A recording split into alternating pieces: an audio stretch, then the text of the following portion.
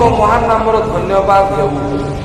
ଦିନ ପ୍ରତିଦିନ ବାକ୍ୟ ଶୁଣୁଥିବା ପ୍ରଭୁଙ୍କ ପ୍ରିୟ ଲୋକମାନଙ୍କୁ ପ୍ରଭୁ ଯୀଶୁଖ୍ରୀଷ୍ଟଙ୍କ ଏ ବଡ଼ ଦିନର ନମସ୍କାର।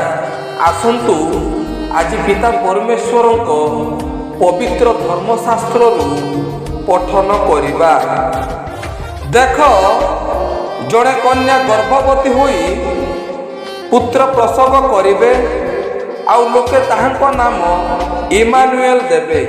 ଏହି ନାମର ଅର୍ଥ ଆମ୍ଭମାନଙ୍କ ସହିତ ଈଶ୍ୱର। ମାଥ୍ୟୁ ଲିଖିତ ସୁସମାଚାର 1 ଅଧ୍ୟାୟର 23 ପଦ। ବାକ୍ୟ ବୁଝିବା ପାଇଁ ଓ ନିଜସ୍ୱ କରିବା ପାଇଁ ପ୍ରତ୍ୟେକଙ୍କୁ ପ୍ରଭୁ ସାହାଯ୍ୟ କରନ୍ତୁ। ଏହି ବାକ୍ୟ ଦ୍ୱାରା ଆପଣମାନଙ୍କୁ, ଆପଣମାନଙ୍କ ପରିବାରଙ୍କୁ ପ୍ରଭୁ ପ୍ରଚୁର ପରିମାଣରେ ଆଶୀର୍ବାଦ କରନ୍ତୁ। ଧନ୍ୟବାଦ। ଆମେନ୍।